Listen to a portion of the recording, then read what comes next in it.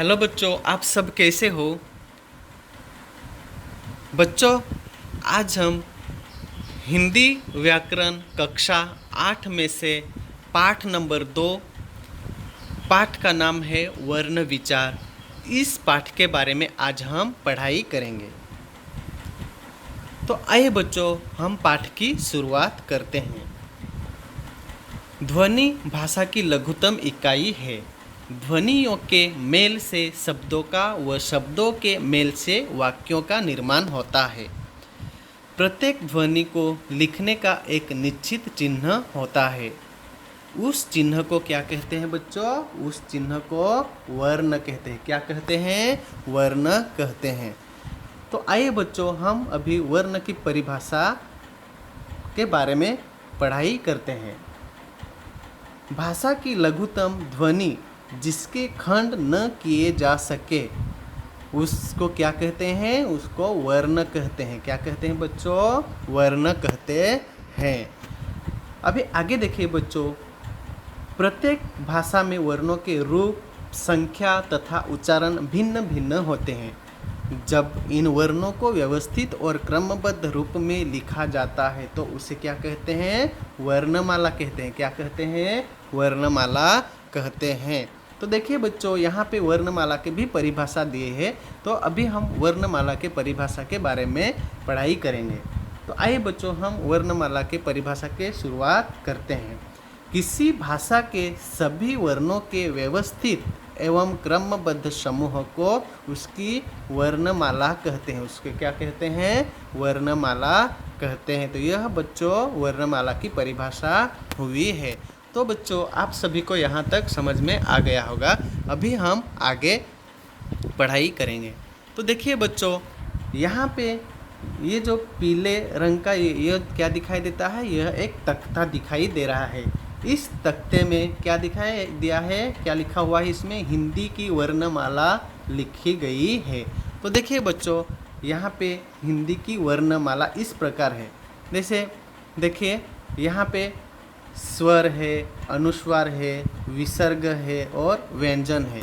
यह हिंदी वर्णमाला इस प्रकार है। इसमें सब स्वर, व्यंजन, अनुस्वार, विसर्ग, आगत ध्वनियाँ सब दिए गए हैं। तो देखिए बच्चों, हम अभी स्वर के बारे में पढ़ाई करेंगे।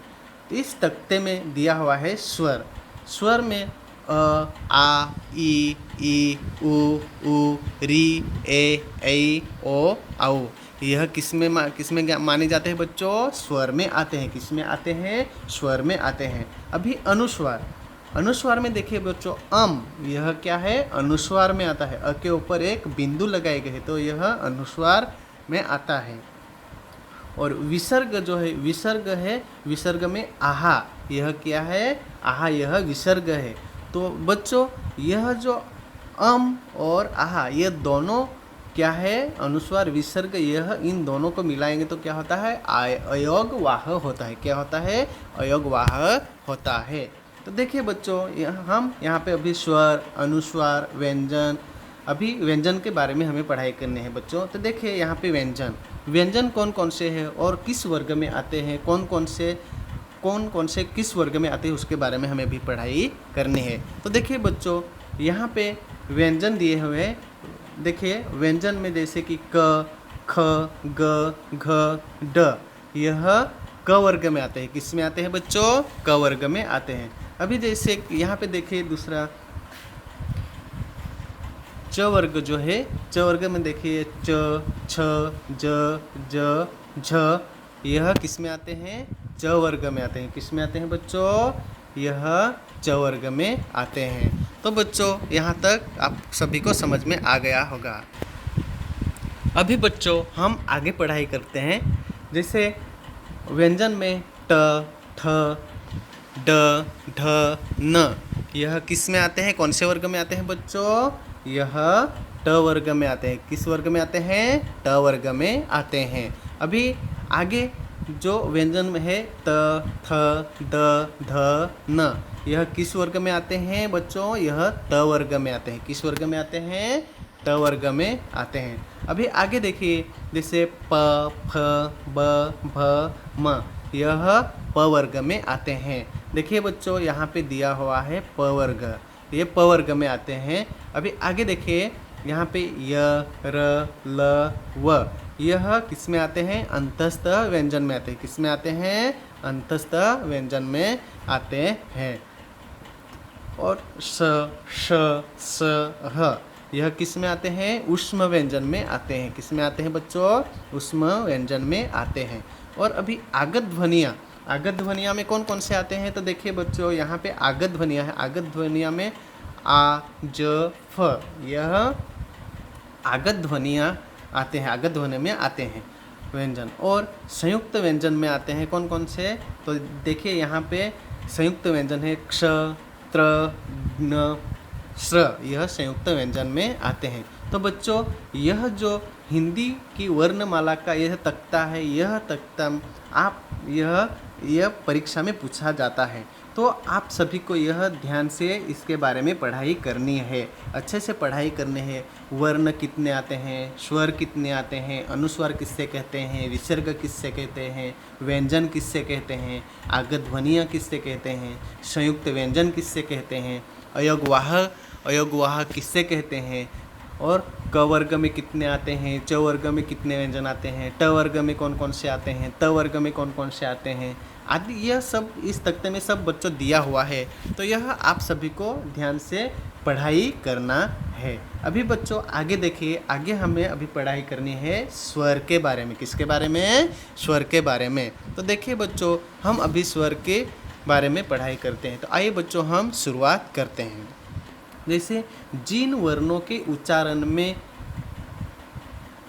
मुख से निकलने वाली वायु बिना किसी रुकावट के बाहर निकल जाते हैं, उन्हें क्या कहते हैं? स्वर कहते हैं। क्या कहते हैं? स्वर कहते हैं। हिंदी में स्वरों की संख्या 11 है। बच्चों, हिंदी में स्वरों की संख्या कितनी है? 11 है। ये भी बच्चों आप सभी को ध्यान से पढ़ाई करना है। परीक्षा में यह पूछा जाता है, विशेषतः यह परीक्षा में पूछा जाता है कि स्वर किससे कहते हैं, स्वरों की संख्या कितनी है, यह पूछा जाता है। अभी आगे देखिए बच्चों, स्वरों के भेद। यहाँ पे देखिए स्वरों के भेद। स्वरों के भेद में विभिन्न स्वरों के उच्चारण में भिन्न भिन्न समय लगता है। उच्चारण में लगे समय के आधार पर स्वरों के 3 प्रकार के भेद है। कितने प्रकार के हैं स्वर? 3 प्रकार के। तो पहला है क में है, क में ह्रस्व स्वर, ख में दीर्घ स्वर और ग में प्लुप्त स्वर। तो यह क्या है बच्चों? स्वरों के भेद है। परीक्षा में अगर बच्चों पूछा जाएगा तुम सभी को कि स्वरों के भेद कौन कौन से हैं, तो आप सभी को उत्तर में क्या लिखना है? ह्रस्व स्वर, दीर्घ स्वर और प्लुप्त स्वर, यह स्वरों के भेद है। आगे देखिए बच्चों, अभी हमें ह्रस्व स्वर के बारे में पढ़ाई करनी है। ह्रस्व स्वर किसे कहते हैं और ह्रस्व स्वर में कौन कौन से स्वर आते हैं, इनके बारे में पढ़ाई करना है। तो आइए बच्चों, हम शुरुआत करते हैं। देखिए बच्चों, यहाँ पे यह ह्रस्व स्वर है। जिन स्वरों के उच्चारण में कम समय अर्थात एक मात्रा का समय लगता है, उन्हें क्या कहते हैं? ह्रस्व स्वर कहते हैं। देखिए बच्चों, यहाँ पे दिया हुआ है कि जिन स्वरों के उच्चारण में कम समय अर्थात एक मात्रा का समय लगता है, उन्हें क्या कहते हैं? ह्रस्व स्वर कहते हैं। ह्रस्व स्वर कौन कौन से हैं? ह्रस्व स्वर 4 आते हैं। ह्रस्व स्वर कितने आते हैं? 4 आते हैं। कौन कौन से? अ, ई, उ, री, यह क्या है बच्चों? ह्रस्व स्वर है। बच्चों, यह आप सभी को ध्यान में रखना है। आगे देखिए बच्चों, दीर्घ स्वर। आगे क्या है? दीर्घ स्वर। यहाँ पे दीर्घ स्वर दिया है ख में कि जिन स्वरों के उच्चारण में ह्रस्व स्वरों का 2 गुना अर्थात 2 मात्रा जितना समय लगता है, उन्हें दीर्घ स्वर कहते हैं। दीर्घ स्वर की संख्या 7 है। दीर्घ स्वर की संख्या कितनी होती है बच्चों? 7 है। तो देखिए यहाँ पे कौन कौन से दीर्घ स्वर की संख्या 7 कौन कौन से है? तो अ, ई, उ, ए, ऐ, ओ, औ, यह दीर्घ स्वर की 7 संख्या है। अगर बच्चों परीक्षा में पूछा जाएगा कि दीर्घ स्वर की संख्या कितनी है और कौन कौन से है, तो यह आप सभी को यह उत्तर लिखना है। आगे देखिए बच्चों, प्लुप्त स्वर। आगे क्या है? प्लुप्त स्वर। जिन स्वरों के उच्चारण में ह्रस्व स्वरों से 3 गुना समय लगता है, उन्हें क्या कहते हैं बच्चों? उन्हें प्लुप्त स्वर कहते हैं। क्या कहते हैं? प्लुप्त स्वर कहते हैं। जिन स्वरों के उच्चारण में ह्रस्व स्वरों से 3 गुना समय लगता है। कितना गुना? 3 गुना समय लगता है, उन्हें प्लुप्त स्वर कहते हैं। जैसे ओम। जैसे क्या? कौन सा शब्द बच्चों? ओम। तो देखिए यहाँ ओ प्लुप्त स्वर है, यहाँ पे ओ यह क्या है? प्लुप्त स्वर है। इसके आगे 3 का अंक लगाया जाता है। इसके आगे कौन सा अंक लगाया जाता है? 3 का अंक लगाया जाता है। तो 3 अंक का अंक लिखने के परंपरा रही है, अर्थात इसका उच्चारण करते समय 3 गुना समय लगना चाहिए। कितना गुना समय लगना चाहिए बच्चों? 3 गुना समय लगना चाहिए। हिंदी में प्लुप्त स्वरों का प्रयोग प्लुप्त हो गया है। हिंदी में प्लुप्त स्वरों का प्रयोग प्लुप्त हो गया है। अभी आगे देखिए बच्चों, अनुस्वार। किसके बारे में पढ़ाई करनी है हमें? भी अनुस्वार के बारे में, कि जिन ध्वनियों के उच्चारण में हवा केवल नाक से निकलती है वहाँ अनुस्वार का प्रयोग किया जाता है। जिन ध्वनियों का उच्चारण हवा केवल कहाँ से निकलता है? नाक से निकलता है। कहाँ से निकलता है? नाक से निकलती है, वहाँ अनुस्वार का प्रयोग किया जाता है। वहाँ किसका प्रयोग किया जाता है बच्चों? अनुस्वार का प्रयोग किया जाता है। जैसे अंक, ऐसे नाक से हवा निकलती है तो उससे प्रयोग किया जाता है। इसका चिन्ह शिरोरेखा के ऊपर बिंदु, इसका बिंदु के रूप में लगाया जाता है। शिरोरेखा के ऊपर बिंदु के रूप में, किसके रूप में? बिंदु के रूप में लगाया जाता है। अब मानक वर्तन में पंचम वर्ण, मानक वर्तन में पंचम वर्ण कौन कौन से है? तो देखिए बच्चों यहाँ पे वो मानक वर्ण में पंचम वर्ण है ड, झ, न, म। यह मानक वर्तन में पंचम वर्ण है। जैसे भी परीक्षा में पूछा जाएगा कि मानक वर्तन में पंचम वर्ण कौन कौन से हैं, तो आप सभी को यह लिखना है बच्चों, ड, झ, न, म। यह 5 वर्ण है। स्थान पर अनुस्वार का प्रयोग किया जाता है। जैसे यहाँ पे स्थान पर अनुस्वार का प्रयोग किया जाता है, जैसे पंखा, संतरा, अंत, पंचम, व्यंजन आदि। देखिए बच्चों यहाँ पे दिया गया है पंखा, संतरा, अंत, पंचम, व्यंजन। तो यह इसमें अनुस्वार का प्रयोग किया गया है। आगे देखिए बच्चों अनुनासिक। आगे क्या है? अनुनासिक। अनुनासिक में देखिए यहाँ पे कि जिन ध्वनियों के उच्चारण में हवा नाक और मुख से दोनों से निकलती है, जिन ध्वनियों के उच्चारण में हवा नाक और मुख दोनों से निकलती है वहाँ अनुनासिक का प्रयोग किया जाता है। वहाँ किसका प्रयोग किया जाता है? अनुनासिक का प्रयोग किया जाता है। इसका चिन्ह शिरोरेखा के ऊपर के में लगाया जाता है। इसका चिन्ह कहाँ पे लगाया जाता है? शिरोरेखा के ऊपर लगाया जाता है। तो देखिए जैसे उदाहरण में है दांत, चांद, आँख, सांप, गांव आदि। यह क्या है बच्चों? इससे अनुनासिक कहते हैं। क्या कहते हैं? अनुनासिक। अभी आगे देखिए बच्चों यहाँ पे विसर्ग क्या दिया हुआ है? विसर्ग दिया है। विसर्ग में देखिए अह को विसर्ग कहा जाता है। इसका उच्चारण ह की भांति किया जाता है। इसका उच्चारण ह की भांति किया जाता है। इसको केवल तत्सम शब्दों में ही प्रयोग किया जाता है। इसको केवल किससे? तत्सम शब्दों में ही किया जाता है। जैसे प्रातः, स्वतः, अतः आदि। यह तत्सम शब्दों में प्रयोग किया जाता है। तो ये इससे क्या कहते हैं बच्चों? विसर्ग कहते हैं। क्या कहते हैं? विसर्ग कहते हैं। आगे देखिए बच्चों यहाँ पे आगत ध्वनि। क्या है? आगत ध्वनि। तो देखिए बच्चों आगत ध्वनि में, आगत ध्वनि को अर्धचंद्र कहा जाता है। आगत ध्वनि को क्या कहा जाता है? अर्धचंद्र भी कहा जाता है। यह आगत ध्वनि है, इससे अर्धचंद्र भी कहा जाता है। इस ध्वनि का प्रयोग केवल अंग्रेजी शब्दों का उच्चारण हिंदी में लिखने में ही किया जाता है। जैसे अंग्रेजी शब्द है, उस अंग्रेजी शब्द को किस में लिखना है? हिंदी में लिखना है, तो इसका प्रयोग किया जाता है। जैसे इसका उच्चारण आ, ओ तथा ओ के बीच का है। जैसे call, ball, doll, coffee, doctor, trolley आदि।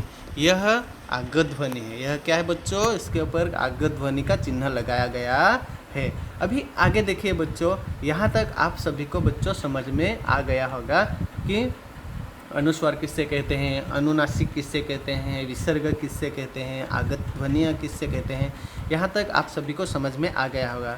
अभी बच्चों हमें आगे पढ़ाई करनी है। आगे किसके बारे में हमें पढ़ाई करनी है? अभी बच्चों स्वरों की मात्रा के बारे में पढ़ाई करनी है। किसके बारे में? स्वरों की मात्रा के बारे में पढ़ाई करनी है। तो आइए बच्चों हम अभी स्वरों की मात्रा के पढ़ाई करते हैं। अ को छोड़कर सभी स्वरों के मात्रा चिन्ह होते हैं। अ को छोड़कर, यह जो अ है, अ को छोड़कर सभी स्वरों के मात्रा चिन्ह होते हैं जो व्यंजनों में जोड़ जाते हैं। वह किस में जोड़े जाते हैं? व्यंजनों में जोड़े जाते हैं। तो देखिए बच्चों यहाँ पर स्वरों की मात्राएं दिए गए हैं। यहाँ पे स्वर लिखा है, यहाँ पे मात्रा लिखा है और यहाँ पे शब्द लिखा है। तो आइए बच्चों हम अभी स्वरों की मात्रा की शुरुआत करते हैं।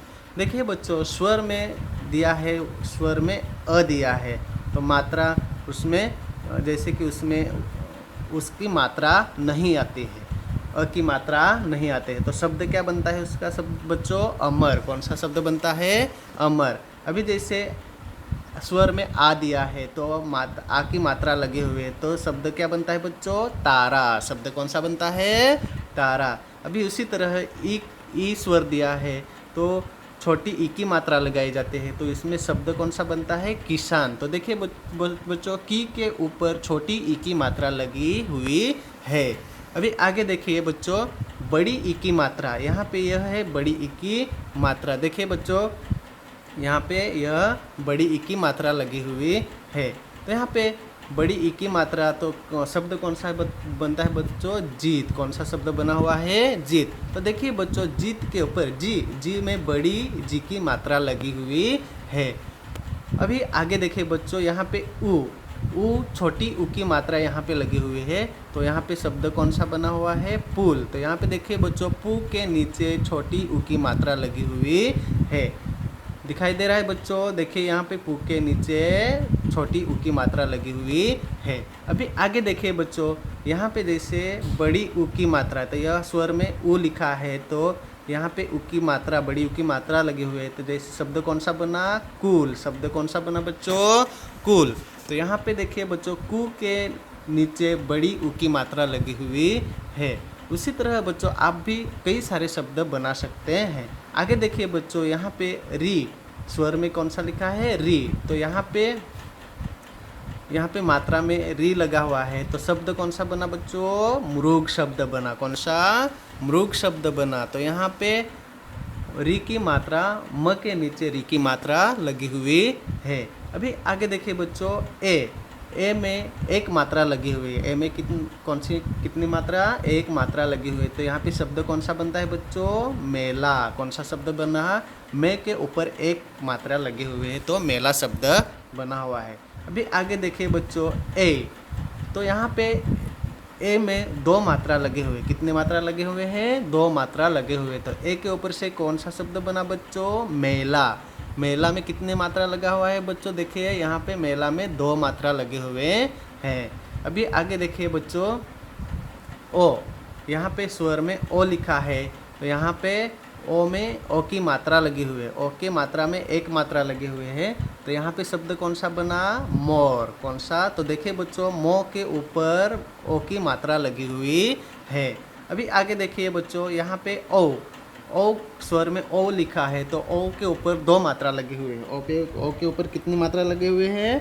दो मात्रा लगे हुए। तो शब्द कौन सा बना बच्चों? यहाँ पे मौन शब्द बना। कौन सा? मौन। तो मौ के ऊपर ओ की दो मात्रा लगी हुई है। तो बच्चों यहाँ तक आप सभी को समझ में आ गया होगी कि स्वरों की मात्राएं, इसके बारे में समझ में आ गया होगा। यहाँ पे देखिए बच्चों यहाँ पे चित्र भी दिए गए हैं। जैसे यहाँ पे तारा है तो आ की मात्रा लगी हुई है। यहाँ पे किसान है, किसान तो की मात्रा लगी हुई है। यहाँ पे मोर है तो मोर में ओ की मात्रा लगी हुई है। और यहाँ पे यह क्या है? मृग है, तो यहाँ पे री की मात्रा लगी हुई है। तो इसी तरह बच्चों यह आप सभी को, इससे अलावा कई सारे शब्द भी आप लिखकर उनके ऊपर मात्राएं लगा सकते हो। तो अभी आगे देखिए बच्चों, आगे देखिए यहाँ पे दिया हुआ है कि र पर ऊ तथा ऊ की मात्रा उसके नीचे नहीं बल्कि बीच में लगती है। देखिए बच्चों, यहाँ पे र, यहाँ पे देखिए जैसे र है, ऊ है तथा ऊ की र पर छोटी ऊ तथा बड़ी ऊ की मात्रा उसके नीचे नहीं बल्कि कहाँ पे लगे हुए रहते हैं? बीच में। कहाँ पे लगी हुई रहते हैं? बीच में लगी हुई रहते हैं। जैसे उदाहरण है रुपया, रुमाल, तो रु प्लस ऊ, तो यहाँ पे छोटी ऊ की मात्रा है, रुमाल में छोटी ऊ की मात्रा लगाया होगा। जैसे रुपया लिखते हैं तो छोटी ऊ की मात्रा लगाई जाती है, रुमाल लिखते हैं हम तो छोटी ऊ की मात्रा लगाए जाते हैं। उसी तरह रूठना और रूप, रूठना और रूप में बड़ी ऊ की मात्रा लगाई गई है। देखिए बच्चों, यहाँ पे रूठना यह शब्द लिखा है और रूप यहाँ पे तो उसमें बड़ी ऊ की मात्रा लगाई गई है। आइए बच्चों, हम अभी आगे देखते हैं र के विभिन्न रूप। देखिए बच्चों, यहाँ पे र के विभिन्न रूप कौन कौन से हैं? तो यहाँ पे दिया गया है र का प्रयोग 3 रूपों में किया जाता है। र का प्रयोग कितने रूपों में किया जाता है? 3 रूपों में किया जाता है। देखिए कौन कौन से है? तो यहाँ पे र, जैसे हम शब्द प्रथम लिखते हैं तो प्र के प्रथम लिखते हैं, मर्म लिखते हैं, और दूसरा शब्द भी लिखते हैं हम, दूसरे शब्द भी जैसे ट्रक है, ड्रम है आदि शब्द लिखते हैं। तो आइए बच्चों, हम र के विभिन्न रूप के बारे में पढ़ाई करते हैं। तो देखिए बच्चों, र से पहले यदि पाई वाले स्वर विहीन व्यंजनों का उच्चारण होता है तो उन्हें स्वर रहित दिखाने के लिए र का प्रयोग किया जाता है। किसका प्रयोग किया जाता है बच्चों? र का प्रयोग किया जाता है। तो र का प्रयोग पदेन के रूप में किया जाता है। र का प्रयोग किसके रूप में? पदेन के रूप में किया जाता है। किसके रूप में बच्चों? पदेन के रूप में किया जाता है। जैसे उदाहरण है व्रत, प्रथम, क्रम आदि। उदाहरण देखिए बच्चों, यहाँ पर उदाहरण भी दिए हैं, व्रत, प्रथम, क्रम आदि। अभी आगे देखिए बच्चों, आगे दिया है र को स्वर रहित दिखाने के लिए इसका प्रयोग रेफ के रूप में किया जाता है। र को स्वर रहित दिखाने के लिए इसका प्रयोग रेफ के रूप में किया जाता है। उच्चारण करते समय जहाँ जिसकी आवाज़ आए उसके अगले व्यंजन के रूप ऊपर यह मात्रा लगाई जाते हैं। जैसे म प्लस आ प्लस र प्लस म प्लस अ। तो शब्द कौन सा बच्चा बना है बच्चों? मर्म। कौन सा शब्द बना है? यहाँ पे मर्म शब्द बना हुआ है। अभी जैसे उदाहरण देखिए बच्चों, उसी तरह जैसे यहाँ पे स प्लस अ प्लस र प्लस म प्लस अ, तो शब्द कौन सा बना? शर्म। कौन सा बना? शर्म शब्द बना हुआ है। तो बच्चों, यहाँ हम किसके बारे में पढ़ाई की है? र के विभिन्न रूपों के बारे में अभी पढ़ाई की है। आगे देखिए बच्चों, 3 नंबर में जिन व्यंजनों में पाई नहीं होती अर्थात जो नीचे से गोल होते हैं उन्हें स्वर रहित दिखाने के लिए र का प्रयोग के रूप में किया जाता है। किसका प्रयोग? र का प्रयोग के रूप में किया जाता है। उदाहरण देखिए बच्चों, जैसे कि यहाँ पे शब्द लिखा है ट्रक, तो ट के नीचे यहाँ पे र का प्रयोग दिखाया गया है। तो देखिए ट प्लस र प्लस क प्लस अ, तो कौन सा शब्द बना? ट्रक शब्द बना। अभी उसी तरह दूसरा शब्द है ड्रम। कौन सा शब्द है? ड्रम। तो यहाँ पे देखिए बच्चों, ड प्लस र प्लस म प्लस अ, तो यहाँ पे शब्द कौन सा बना हुआ है? ड्रम। कौन सा शब्द बना बच्चों? ड्रम। तो बच्चों, आप सभी को र के विभिन्न रूपों के बारे में समझ में आ ही गया होगा। अभी बच्चों, हम व्यंजन के बारे में पढ़ाई करेंगे। किसके बारे में? व्यंजन के बारे में पढ़ाई करेंगे। तो आइए बच्चों, हम व्यंजन की शुरुआत करते हैं। यहाँ पे देखिए बच्चों, व्यंजन। व्यंजन वे ध्वनियाँ हैं जिनका उच्चारण करते समय मुख से निकलने वाली वायु में रुकावट उत्पन्न होते हैं। उनका उच्चारण बिना स्वरों की सहायता से नहीं किया जाता है। देखिए बच्चों, यहाँ पर व्यंजन के भेद है। किसके भेद है? यहाँ पे देखिए व्यंजन के भेद है। हिंदी में व्यंजन के प्रमुख 3 भेद है। हिंदी में व्यंजन के प्रमुख कितने भेद है? 3 भेद है। कौन कौन से? तो क है स्पर्श व्यंजन, ख अंतस्थ व्यंजन और ग ऊष्म व्यंजन। यह हिंदी में व्यंजनों के प्रमुख 3 भेद है। तो आइए बच्चों, हम व्यंजन के भेद के बारे में पढ़ाई करते हैं। क में स्पर्श व्यंजन। जिन व्यंजनों का उच्चारण करते समय वायु मुख से किसी न किसी हिस्से से स्पर्श करती हुई निकलते हैं उन्हें स्पर्श व्यंजन कहते हैं। क्या कहते हैं? स्पर्श व्यंजन कहते हैं। क से लेकर म तक सभी स्पर्श व्यंजन है। देखिए बच्चों, क से लेकर म तक, देखिए यहाँ पे क से लेकर म तक सभी व्यंजन कैसे है? स्पर्श व्यंजन है। अभी ख में देखिए अंतस्तः व्यंजन। जिन व्यंजनों का उच्चारण करते समय जीवा पूरी तरह मुख के किसी भाग को नहीं छूती वे अंतस्थ व्यंजन कहते हैं। क्या कहते हैं? अंतस्तः व्यंजन कहते हैं।